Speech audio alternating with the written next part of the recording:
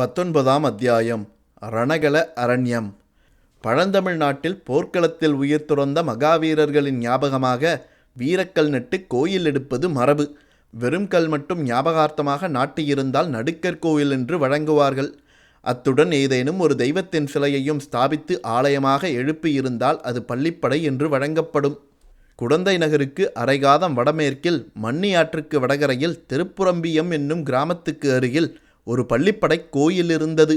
இது அந்த பிரதேசத்தில் நடந்த ஒரு மாபெரும் போரில் உயிர் நீத்த கங்க மன்னன் பிருத்விபதியின் ஞாபகமாக எடுத்தது.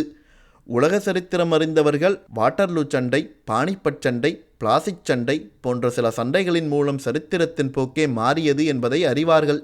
தமிழ்நாட்டை பொறுத்தவரையில் திருப்புரம்பியம் சண்டை அத்தகைய முக்கியம் வாய்ந்தது. நமது கதை நடந்த காலத்துக்கு சுமார் 100 ஆண்டுகளுக்கு முன்னால் அச்சண்டை நடந்தது. அதன் வரலாறு தமிழ் மக்கள் அனைவருக்கும் தெரிந்திருக்க வேண்டியது அவசியம். கரிகால் வளவன், பெருநற்கிள்ளி, இளஞ்சேட் சென்னி, தோழிதோட் செம்பியன் முதலிய பழைய சோழகுல மன்னர்கள் சீரும் சிறப்புமாக சோழ நாட்டை ஆண்டிருந்த காலத்துக்குப் பிறகு ஏறக்குறைய 500-600 வருஷ காலம் சோழர் குலத்தின் கீர்த்தியை நீடித்த கிரகணம் பிடித்திருந்தது. தெற்கே பாண்டியர்களும் வடக்கே பல்லவர்களும் வலிமை மிக்கவர்களாகி சோழர்களை நெருக்கி வந்தார்கள். கடைசியாக சோழகுலத்தார் பாண்டியர்களின் தொல்லையை பொறுக்க முடியாமல் அவர்களுடைய நெடுங்கால தலைநகரான உறையூரை விட்டு நகர வேண்டி வந்தது. அப்படி நகர்ந்தவர்கள் குடந்தைக்கு அருகில் இருந்த பழையாறை என்னும் நகருக்கு வந்து சேர்ந்தார்கள். ஆயினும் உறையூர் தங்கள் தலைநகரம் என்னும் உரிமையை விட்டுவிடவில்லை. கோழிவேந்தர் என்னும் பட்டத்தையும் விட்டுவிடவில்லை. பழையாறை சோழ மன்னர்களில் விஜயாலய சோழர் என்பவர் இணையில்லா வீரப்புகழ் பெற்றவர்.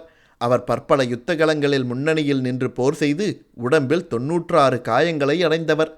எண் கொண்ட 90 மேலும் 3 பொன் கொண்ட வெற்றிப் புரவலன் என்றும் 90 தந்திருமேனியர் பூணாக 90 மாறும் ஜுமந்தோனும் என்றெல்லாம் பிற்கால ஆஸ்தான புலவர்களால் பாடப்பெற்றவர்.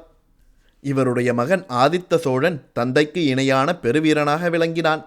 இவனும் பல போர்களில் கலந்து கொண்டு புகழ் பெற்றான். விஜயாலய சோழர் முதுமை பிராயத்தை அடைந்து மகனுக்கு பட்டங்கட்டிவிட்டு ஓய்ந்திருந்தார். அச்சமயத்தில் பாண்டியர்களுக்கும் பல்லவர்களுக்கும் பகைமை முற்றி அடிக்கடி சண்டை நடந்து கொண்டிருந்தது.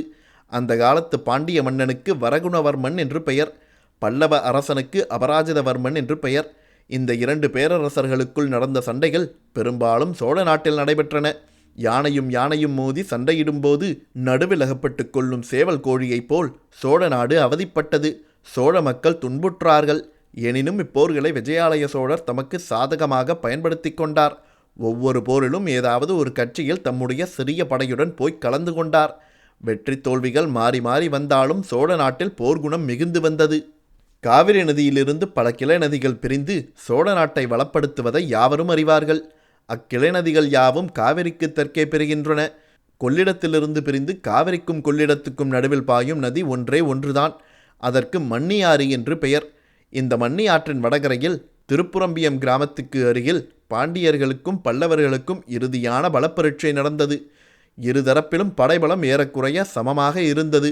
பல்லவ அபராஜிதவர்மனுக்கு துணையாக கங்க நாட்டு பிருத்விபதி வந்திருந்தான். ஆதித்த சோழனும் அபராஜிதவர்மனுடைய கட்சியில் சேர்ந்திருந்தான். பாண்டிய சைன்யத்துடனும் பல்லவ சைன்யத்துடனும் ஒப்பிட்டால் சோழ சைன்யம் மிக சிறியதாகவே இருந்தது.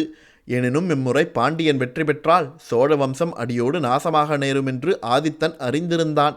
ஆகையால் பெரிய சமுத்திரத்தில் கலக்கும் காவிரி நதியைப் போல் பல்லவரின் மகா சைன்யத்தில் தன்னுடைய சிறுபடையையும் சேர்த்திருந்தான். காத தூரத்துக்கு காத தூரம் ரணகலம் பரவியிருந்தது.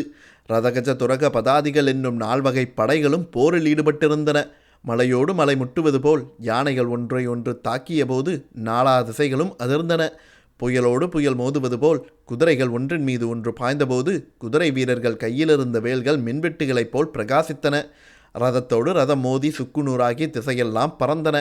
காலால் வீரர்களின் வாளோடு வாள்களும் வேலோடு வேல்களும் உராய்ந்தபோது எழுந்த ஜங்கார ஒளிகளினால் திக்கு திகாங்கள் எல்லாம் நடுநடுங்கின.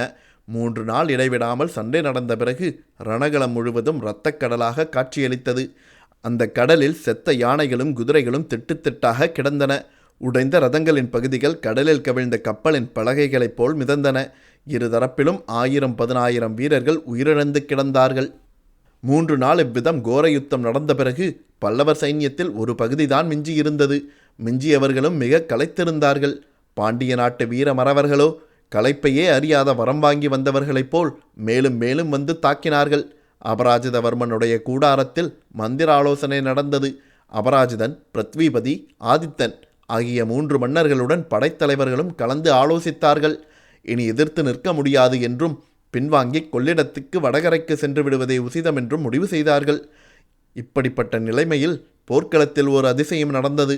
முதுமையினால் தளர்ந்தவனும் உடம்பில் 96 காயவடுக்கள் உள்ளவனும் கால்களில் பட்ட கொடிய காயத்தினால் எழுந்து நிற்கும் சக்தியை இழந்தவனுமான விஜயாலய சோழன் எப்படியோ யுத்த அரங்கத்துக்கு வந்துவிட்டான்.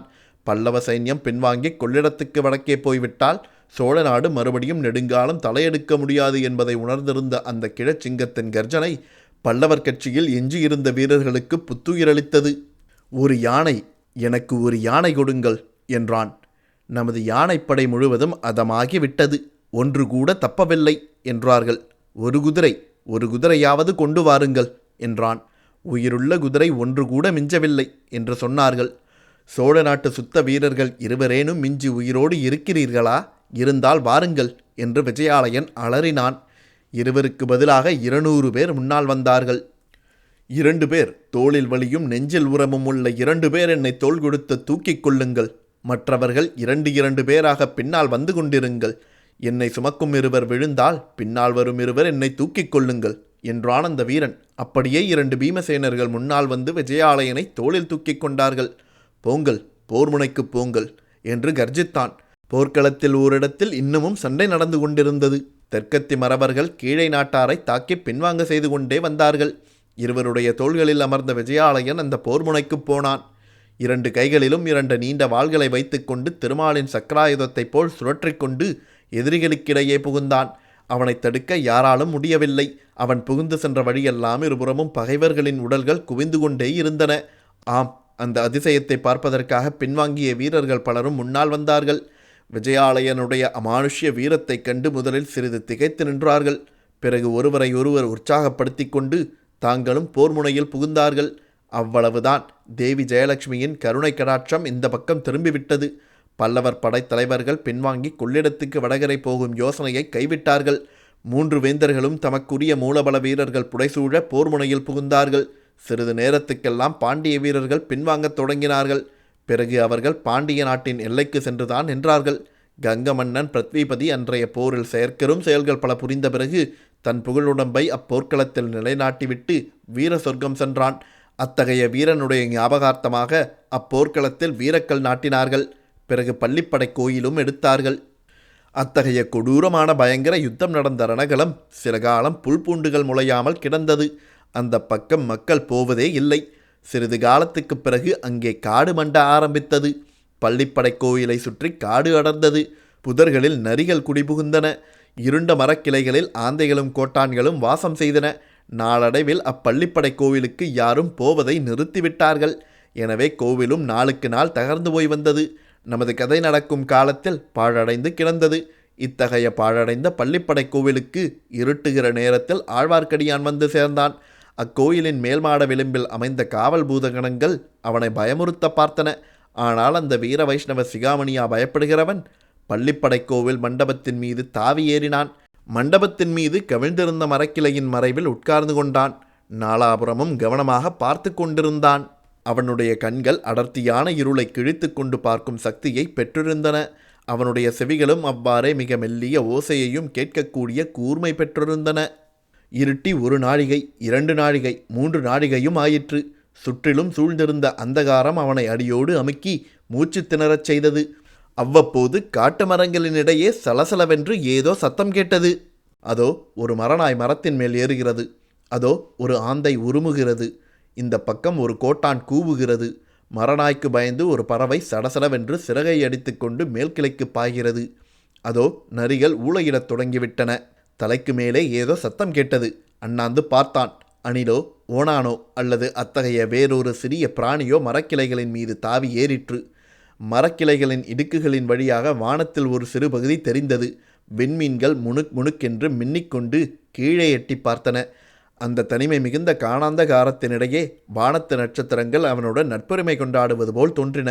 எனவே ஆழ்வார்க்கடியான் மரக்கிளைகளின் வழியாக எட்டி பார்த்த நட்சத்திரங்களை பார்த்து மெல்லிய குரலில் பேசினான். ஓ நட்சத்திரங்களே, உங்களை இன்றைக்கு பார்த்தால் பூவுலக மக்களின் அறிவீனத்தை பார்த்து கேலி செய்து கண் சிமிட்டி சிரிப்பவர்களைப் போல தோன்றுகிறது. சிரிப்பதற்கு உங்களுக்கு வேண்டிய காரணம் உண்டு. 100 வருஷத்துக்கு முன்னால் இதே இடத்தில் நடந்த பெரும் போரையும், போர் நடந்த பிறகு இங்கே வெகு நாள் வரை இரத்த வெள்ளம் பெருகி கிடந்ததையும் பார்த்திருக்கிறீர்கள். மனிதர்கள் எதற்காக இப்படி ஒருவரை ஒருவர் பகைக்க வேண்டுமென்று அதிசயிக்கிறீர்கள்? எதற்காக இப்படி மனித இரத்தத்தை சிந்தி வெள்ளமாக ஓடச் செய்ய வேண்டும் என்று வியக்கிறீர்கள்? இதற்கு பெயர் வீரமாம். ஒரு மனிதன் இறந்து 100 வருஷமாகியும் அவனிடம் பகைமை பாராட்டுகிறார்கள். இந்த பள்ளிப்படை பகைவனுடைய பள்ளிப்படையாம். பகைவன் பள்ளிப்படைக்கு அருகில் கூடி யோசிக்கப் போகிறார்களாம். செத்துப்போனவர்களின் பெயரால் உயிரோடு இருப்பவர்களை இம்சிப்பதற்கு. வானத்து விண்மீன்களே, நீங்கள் ஏன் சிரிக்க மாட்டீர்கள்? நன்றாய் சிரியுங்கள். கடவுளே, இங்கு வந்தது வீண்தானா? இன்று இரவெல்லாம் இப்படியே கழியப் போகிறதா? எதிர்பார்த்த ஆட்கள் இங்கே வரப்போவதில்லையா? என் காதில் விழுந்தது தவறா?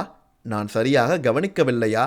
அல்லது அந்த மச்சகஸ்த சமிக்ஞைக்காரர்கள் தங்கள் யோசனையை மாற்றிக்கொண்டு வேறிடத்துக்கு போய்விட்டார்களா? என்ன ஏமாற்றம்! இன்றைக்கு மட்டும் நான் ஏமாந்து போனால் என்னை நான் ஒரு நாளும் மன்னித்து கொள்ள முடியாது.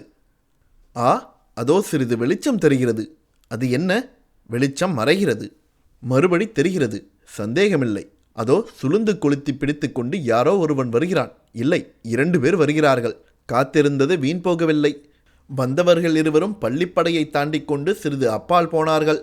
அடர்ந்த காட்டுக்கு மத்தியில் சிறிது இடைவெளி இருந்த இடத்தில் நின்றார்கள். ஒருவன் உட்கார்ந்து கொண்டான். கையில் சுளுந்து வைத்திருந்தவன் சுற்றுமுற்றும் பார்த்து கொண்டிருந்தான். யாருடைய வரவையோ அவன் எதிர்பார்த்தான் என்பதில் சந்தேகமில்லை. சற்று நேரத்துக்கெல்லாம் இன்னும் 2 பேர் வந்தார்கள். அவர்கள் இதற்கு முன் இந்த இடத்துக்கு வந்தவர்களாக இருக்க வேண்டும். இல்லாவிட்டால் இந்த இருளில் அடர்ந்த காட்டில் வழி கண்டுபிடித்து கொண்டு வர முடியுமா? முதலில் வந்தவர்களும் பின்னால் வந்தவர்களும் ஏதோ பேசிக்கொண்டார்கள். ஆனால் ஆழ்வார்க்கடியான் காதில் அது ஒன்றும் விழவில்லை. அடடா, இத்தனை கஷ்டப்பட்டு வந்து பிரயோஜனம் ஒன்றும் இராது போலிருக்கிறதே. ஆட்களின் அடையாளம் கூட தெரியாது போலிருக்கிறதே. பிறகு இன்னும் 2 பேர் வந்தார்கள். முன்னால் வந்தவர்களும் கடைசியில் வந்தவர்களும் ஒருவருக்கொருவர் பேசிக்கொண்டார்கள். கடைசியாக வந்தவர்களில் ஒருவன் கையில் ஒரு பை கொண்டு வந்திருந்தான். அதை அவன் அவிழ்த்து அதனுள் இருந்தவற்றை கொட்டினான். சுளுந்து வெளிச்சத்தில் தங்க நாணயங்கள் பளபளவென்று ஒளிர்ந்தன. கொட்டிய மனிதன் பைத்தியம் பிடித்தவனைப் போல் சிரித்து, நண்பர்களே, சோழ நாட்டு பொக்கிஷத்தை கொண்டே சோழ ராஜ்யத்துக்கு உலை வைக்கப் போகிறோம். இது பெரிய வேடிக்கை அல்லவா என்று சொல்லிவிட்டு மறுபடியும் கலகலவென்று சிரித்தான். ரவிதாசரே, இரைச்சல் போட வேண்டாம், கொஞ்சம் மெதுவாக பேசலாம் என்றான் ஒருவன். ஆகா, இங்கு இப்படி பேசினால் என்ன? நரிகளும் மரநாய்களும் கூகைகளும் கோட்டான்களும் தான் நம் பேச்சை கேட்கும். நல்ல வேளையாக அவை யாரிடமும் போய் சொல்லாது என்றான் ரவிதாசன். இருந்தாலும் கொஞ்சம் மெதுவாக பேசுவது நல்லது அல்லவா? பிறகு அவர்கள் மெல்ல பேசத் தொடங்கினார்கள். ஆழ்வார்க்கடியானுக்கு அவர்களுடைய பேச்சை கேட்டறியாமல் மண்டபத்தின் மேல் உட்கார்ந்திருப்பது வீண் என்று தோன்றியது. மண்டபத்திலிருந்து இறங்கி கூட்டம் நடக்கும் இடத்திற்கு அருகில் நின்று ஒட்டு கேட்டே தீர வேண்டும். அதனால் விளையும் ஆபத்தையும் சமாளிக்க வேண்டும். இவ்விதம் எண்ணி ஆழ்வார்க்கடியான் மண்டபத்திலிருந்து இறங்கிய போது மரக்கிளைகளில் அவன் உடம்பு உராய்ந்ததால் சலசலப்பு சத்தம் உண்டாயிற்று. பேசிக்கொண்டிருந்த மனிதர்களில் இருவர் சட்டென்று குதித்து எழுந்து, யாரங்கே என்று கர்ஜித்தார்கள். ஆழ்வார்க்கடியானுடைய இதயத் துடிப்பு சிறிது நேரம் நின்று போயிற்று. அவர்களிடம் அகப்பட்டு கொள்ளாமல் தப்பி ஓடுவதைத் தவிர வேறு வழியில்லை. ஓடினாலும் காட்டில் சலசலப்பு சத்தம் கேட்கத்தானே செய்யும். அவர்கள் வந்து தன்னை பிடித்து விடலாம் அல்லவா? அச்சமயத்தில் கோட்டான் ஒன்று சப்பட்டையை விரித்து உயர்த்தி அடித்து கொண்டதுடன் என்று உருமியது.